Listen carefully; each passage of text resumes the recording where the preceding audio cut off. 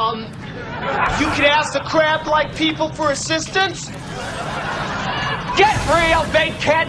Hi everyone, welcome to Priority Holder, and today we'll be playing Boomer Jund in the Timeless format. Now Jund is just like a classic archetype in the modern format, honestly just in Magic in general. Famous for like having like a 50% win rate. Meaning like it had game against most decks but never had like an overwhelming advantage, and just has like a really cult following. And so this is my attempt to sort of build that kind of deck in Timeless. And it got basically all the hits here with one like notable exception. We don't have any Dark Confidants, but we got like a pretty good representative list of like Boomer Jund right here. And so the core of the deck, like the spirit of the deck, is Tarmogoyf. Just a very efficient threat, especially if you can fill your graveyard with any regularity.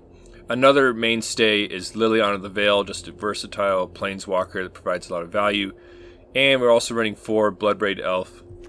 And another sort of like the core tenets of Jund is like every card is like a live draw. And so you're hoping to sort of grind your opponent out and then out top deck them essentially. And so Bloodbraid Elf is always like an amazing draw, especially you play this and you spin into like a Liliana or a Seasoned Pyromancer, like really get things going. Another hallmark of Jund is plenty of disruption. So we have 6 discard spells and plenty of ways to kill creatures and permanents and stuff. Now one other thing I should mention is that there's a couple cards that aren't true to like the old Jund things, and I have Restless Ridgeline and Restless Vents in here. And these are basically stand-ins for like Raging Ravine or Treetop Village or Hissing Quagmire, which we don't have in Timeless. So I figured this is close enough to the spirit of Jund, I could put these in there to try and capture that. I didn't want to deviate much else. And we're going to try and Jund them out. This hand is not perfect. That forest in there's pretty rough, because if that was some other duel, we'd be a lot closer to casting all our stuff. But we have Push, we have Goyf, we're Junding them out. And opponent has a turn 1 Ruin Crab, and we are going to ruin the crab with the Fatal Push. Definitely don't want to let that get going. And decide, yeah, just to slam a turn 2 Tarmogoyf. The one good thing about playing Mill is that they're going to juice up our Tarmogoyf pretty quickly. So opponent plays a sleight of hand into another sleight of hand, and they pass to us. Okay. And we draw a Restless Vents, but it seems important to get Liliana online. We do like want the lands eventually, but it seems like Trophy plus Bolt might be useful. Like if they play, oh, I forget the one guy's name, like the 1/4 that like amplifies all the milling, like we'll want Assassin's Trophy. So Founding of the Third Path, and they're gonna drown on the lock on Tarmogoyf. I thought it was going to be like a Glimpse of the Unthinkable or something. Opponent plays a fetch land and passes. Another Assassin's Trophy is like not amazing. Like, I was considering not plussing here, but honestly, like, we don't really want to give them lands, especially if there's some Ruin Crabs in the future. So, seeing them pitch a Drown on the Lock is pretty nice, though. Now, opponent cracks Delta here. And I read Founding the Third Path for a while, and like they're gonna get to like flashback something on the 3rd chapter, and decide like I actually don't mind getting rid of that. So we decide to use the Assassin's Trophy on it. Like it does get them some more mana, but that could let them like rebuy a Glimpse of the Unthinkable. Then all of a sudden, or like if we play another Goyf and they like get to use Drown on the Lock again. So Tasha's Hideous Laughter, let's see how bad that hits us, and it shaves off a pretty big chunk of cards right there. Now the Bloodbraid Elves are helping like diminish that a little bit. Like normally I run like much lower curve decks in Timeless. Now what I'm thinking here is like, is it worth it to bolt them? And decide is they're already now down to 8, and like we're gonna plus Liliana anyway, so that was the rationale right there, just to use the mana and get them dead. So we're gonna plus Liliana. Like, I'm tired of your it sucks to pitch Seasoned Pyromancer, but at least has some value in the graveyard. The opponent hits us with another Hideous Laughter. We're down to 16 cards, so we gotta get busy living or get busy dying. Not to mention, like, Luris is gonna come down soon, bring back the crabs, so we're in big trouble. We need to close things out. So decide to use a Liliana ultimate right here to destroy 2 of their lands, or make them sacrifice 2 of them. And honestly, like, no matter what, they're gonna get to keep like the lands they want, and slam another Liliana to strip the last card in their hand. Let's see what it is, and it's a Glimpse of the Unthinkable. So that turned out pretty nice. The opponent has sleight of hand, and it's a land. So we draw lands. It's just Liliana versus the world right now. The opponent will be able to put Lurrus into hand next turn, but they're going to have to insulate it with the card they draw from Liliana discarding it. So, alright. Scanning through what we've... Basically just seeing what else we have left in our deck. Thoughtseize is pretty incredible. So we're going to lead a Thoughtseize, and we could take either of them because Liliana's going to take the other one. So getting rid of Lurrus is huge. Getting rid of Drown in the Loch is also huge because if we could stick a Goyf, we can close this thing. But opponent finds a Ruined Crab. Now here's the question: is do we bolt the crab or do we Liliana minus the crab? And I could see I was conflicted there because opponent's at 7, and I end up deciding to bolt the crab and plus Liliana because that's going to allow us to potentially ultimate her next turn. But we really do need to find a threat. Opponent finds another Ruined Crab, and we don't really draw anything. Actually, that's not true. If there's still a fetchable target left in our deck, we can then sort of like flashback Seasoned Pyromancer. I was going to check, like, no, I'm just going to crack it and just hope there's something. Turns out there's one fetchable target left, and we grab that, and we're going to create 2 elemental tokens and hope that it can go the distance. Mystic Sanctuary is an absolute nightmare because that's going to put a Glimpse on top. And so we have to kill them this turn, and we draw a Bloodbraid Elf. The problem is Bloodbraid plus the Elementals is only 6 damage, so we're going to have to spike something right here that wins it, and we hit a Kroxa. Perfect hit. It's going to make them, it's going to deal 3 to them because they're empty-handed. And we'll be able to attack in for the win right here. So just a clutch top deck with the Bloodbraid Elf to lock up the win against Mill. And so if you enjoy seeing people get Junded out, please delirium the like button. Thank you, and we are on to the next one. Boy, what a rush. Jund is just awesome. That was an amazing game against Mill right there. We got the Liliana ultimate and everything, so we're going to keep the fetch land up for potential like creature kill right here.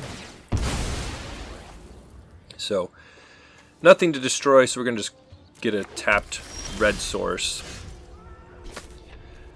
And it seems unlikely we're going to need both removal spells, so I decided to just save some life.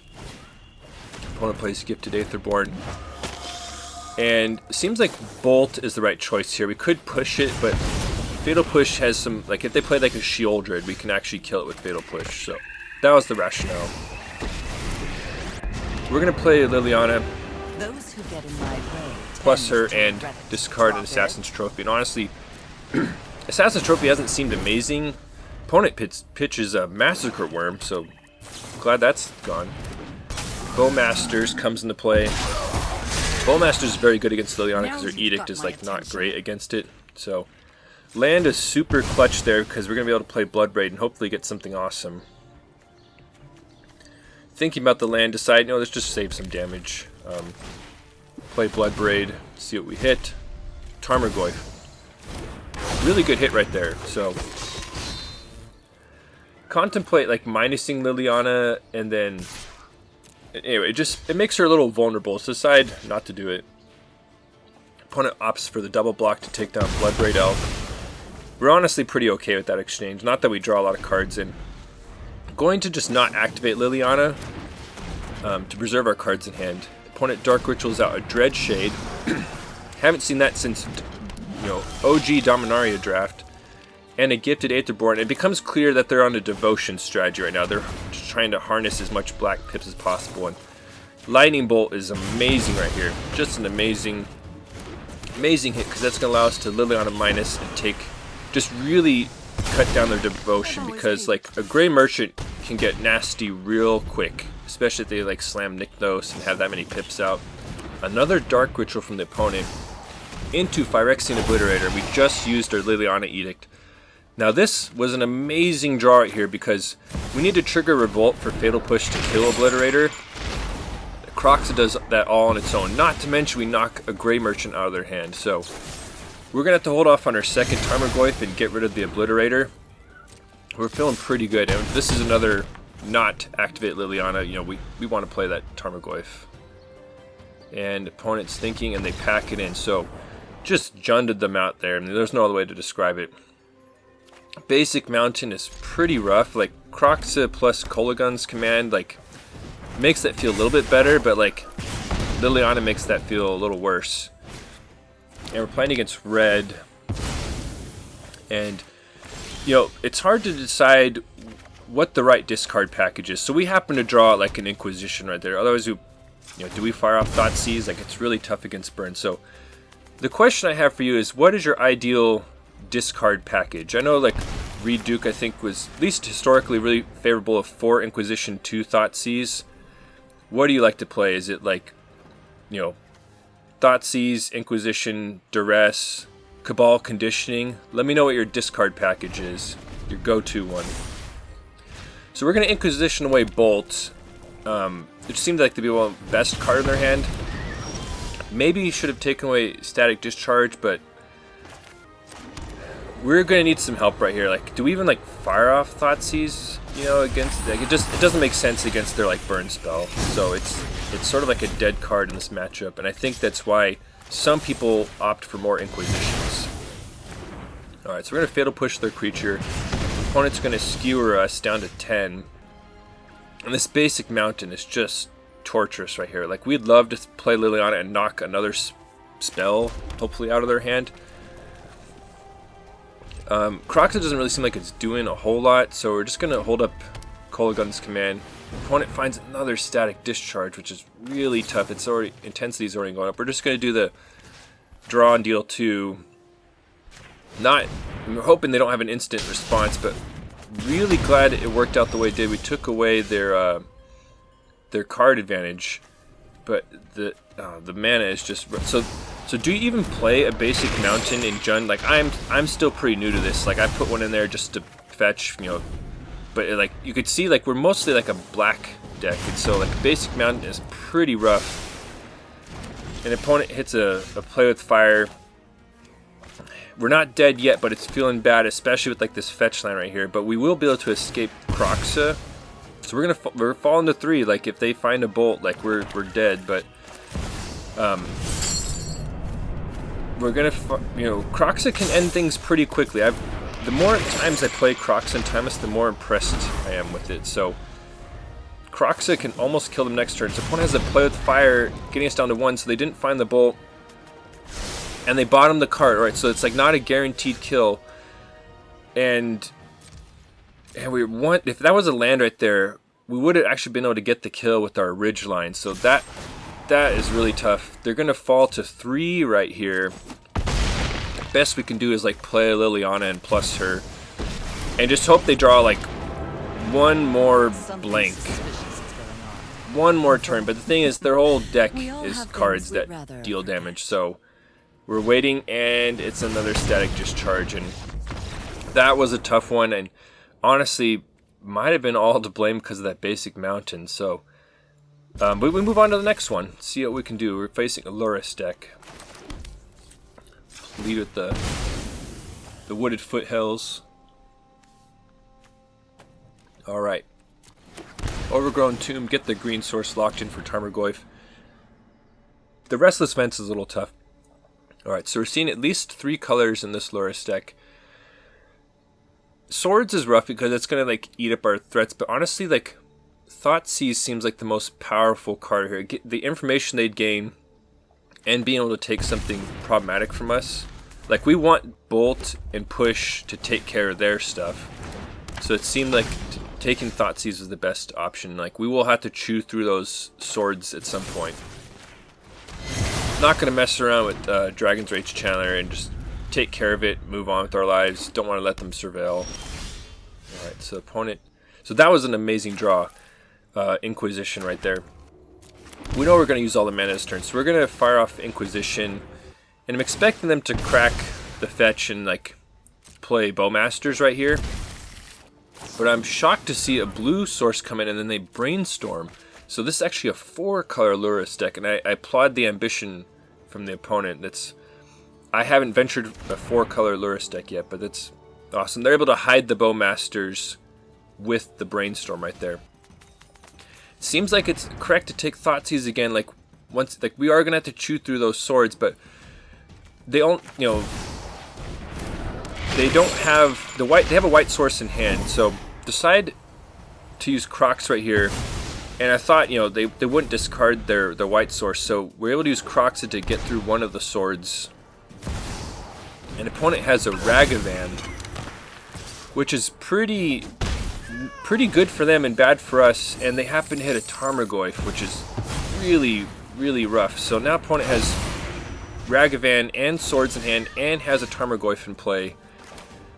Things were feeling pretty good, but they just flipped real quickly. We do feel good about the Kroxa in the graveyard and the Bolt in hand, so yeah, so opponent's going to swords Argoyf, makes sense. And they're going to dash Ragavan again. It worked really well for them last time, but thankfully we have some interaction. Now we are going to eat a hit from Tarmogoyf right here. Checking the graveyard, and Kroxa is online right now, and fortunately right now Kroxa dwarfs Tarmogoyf, so we aren't going to shrink it at all because the opponent has all duplicate stuff in their graveyard. And we get rid of their Bowmasters, which I should have known from like how the Brainstorm worked. So opponent brings Luris into hand. Bloodbraid Elf. I mean, yeah, we're going to play it and see what we hit. And yeah, the opponent had actually already seen enough, so it didn't feel like the game was quite over, but like we were getting a pretty big advantage. Like that Kroxa attack was going to be devastating for them. So once again, just keep getting more and more impressed with Kroxa. I think I need to be playing it more, basically. Our opponent's going to crack Shock in the Land, Brainstorm. Could be Show and Tell, could be something else. So we'll have to see. Shocks another land. Thoughtseize. Doesn't seem useful to cast Bolt in response. Alright, they hit us with another Thoughtseize, so let's just say our plans are changing. No, I'm shocked to see that they took Kroxa because, you know, it's a recursive creature, and I don't know, maybe they wanted to protect their cards in hand, but yeah, it seems like it would be better to take something else. So we'll get Kroxa back eventually. Seasoned Pyromancer is going to be amazing here. Opponent reanimates the Bloodbraid Elf, and I don't know if they thought they'd get the Cascade, or maybe they're just a Death Shadow deck that's trying to get like hyper aggro, or maybe it was to bait out our Lightning Bolt. Like, I don't know, opponent just shocks, going aggro with their life total down to 5 life already. We don't really have any threats though, so just a Kroxa sort of waiting in the graveyard. Maelstrom Pulse could be useful. I'm going to play the Blackcleave Cliffs and Seasoned Pyromancer. The question is, alright, so this is a huge blowout right here. So opponent's going to Bowmasters or Pyromancer and get 2 more triggers off it. The question is what to discard. I actually want to be 100% certain we have the 4th land for Kroxa, so I end up pitching the Maelstrom Pulse. Like, it's not very mana efficient against what they're doing, and the opponent's just going to mow down all of our stuff with Bowmasters. Fortunately, our life total is pretty high, so like we're not under like a huge threat right now. If they played like a Death Shadow right there, then we would have been sweating. And we'd love to get Klothys online. Like, you could see me considering it, but then I realized, like, honestly, we just need to get Kroxa into play. Like, there's a chance we can like snipe their last card in hand. Like, so keeping the Seasoned Pyromancer active so we can use it potentially later. And the opponent has Drown on the lock, so that was basically worst case scenario right there. We don't have enough fodder in the graveyard for another Kroxa escape as we fall to 10. And opponent still has something in hand. Now Klothys, unfortunately, like, it will gain us some life in the long run, but it can't block right now. So we're gonna go ahead and lead with Thoughtseize. Opponent hits us with Lightning Bolt. So between Thoughtseize and Bolt, we fall to 5, which is definitely not ideal, but thankfully we have a bolt to take care of the big orc army. I'm able to slam a Tarmogoyf here and hopefully like start to turn the tides against the opponent. But the opponent rips a Death Shadow, which is currently a 9/9. So we need to figure out something fast. I'm checking the graveyard here because once again have Kroxa on the mind. This fetch was exactly what we needed to get the extra card in there. To and yeah, definitely grabbing the basic here. Gotta be careful with our life total. Now, I won't be able to get any Seasoned Pyromancer value, but we're happy enough feeding the Kroxa because this is going to knock them down to 1 life off the Kroxa trigger. It is going to grow the Shadow to a 12/12, but we are like 1 Kroxa attack away from winning. Alright, so opponent sends in with Death Shadow. Definitely jump blocking. Hoping they don't have like a fatal push. And it's just the land, and we get the win. So nice win against Death Shadow, and move on to the next game against another Luris deck, and any number of things it could be. Jagged Baron, so I'm like, is this a crime deck? But opponent plays Mishra's Bauble as a follow-up. We already fall to 19. Kroxa, love that card. And yeah, we're gonna Thoughtseize them and see what we're dealing with. Gonna take a chunk of damage to do this, but we have a lot of red cards in here. We need to make sure we have the red mana. Now, opponent kept a risky hand, and this seems like a clear take light up the stage, because that's what's going to help them sort of unmulligan. Not that they mulligan, but it's going to help them dig for lands, which we want to prevent. Swift Spear comes down into another Bauble, so like they found a way to potentially start digging for a land. Alright, so they went ahead and draw, like, you know, it does expose their card to Thoughtseize, but also prevents them from getting whammied by Bowmaster, so, like, there's both ends of that you have to think about in Timeless. Decide it's not necessary to Thoughtseize right now, and we want to just preserve our life total. Like, if they have Bump in the Nights, and if they have Bolts, like, we could die really quickly, so we're already at 12. And decide it's an opportune time to play Seasoned Pyromancer. Thoughtseize is just sort of a dangerous card to cast right now. And we pitch some cards, draw some cards. Opponent's going to bolt that. And they managed to spike Delirium off that, which is really tough because we're going to fall to 9. The opponent's putting up a great fight on 1 land, and like... it would be nice to like play some other stuff, but I feel really strong about bolting the Channeler because let's say they go, you know, land, Bump in the Night, Lightning Bolt, attack with Channeler, we're dead. You know, so we got to make sure that's taken care of. Opponent finds another Channeler there, and we find another Lightning Bolt. So it's not mana efficient at all to like not cast Bloodbraid right here, but we got to prevent the scenario from happening I just described, where they have like 2 bolts and they draw a land. So we're knocking them to 13. We're going to hit them with Kroxa right here. And that's going to at least potentially ding their life total. But, you know, we actually know it won't ding their life total because we know they have no lands. So, we'll keep a Reckoner Raid. Knocks us to 8. And, you know, it seems like now's the time for a Bloodbraid Elf. And we hit Assassin's Trophy, which honestly has been sort of horrible every single one of these games. This is a clear no cast. We don't want to get them that second land, so it would have been better escaping Kroxa, I guess. But opponent falls to 5, and we're in pretty good shape. Like, I don't think there's anything they can... Like, we do fall to 7, but even if they drew something nice, yeah, and they pack it in.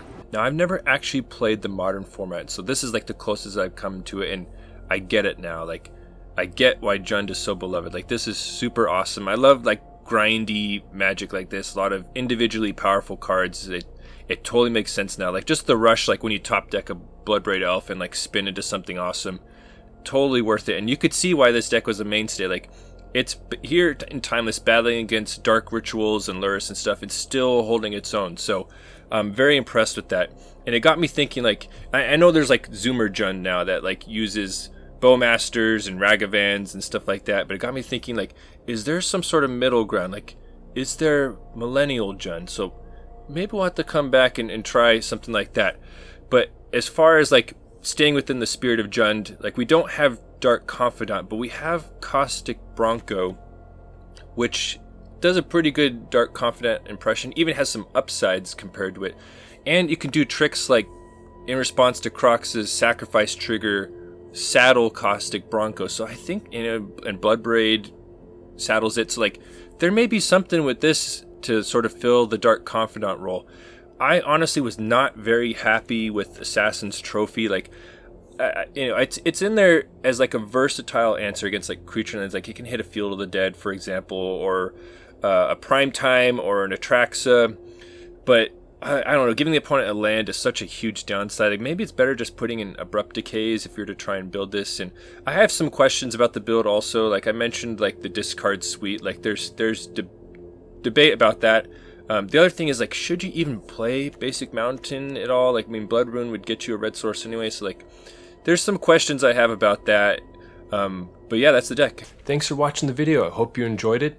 And if you want to see even more nonsense, please consider subscribing. And if you're already subscribed, thank you for your support. Your engagement with the channel helps me know what the people want. Thank you.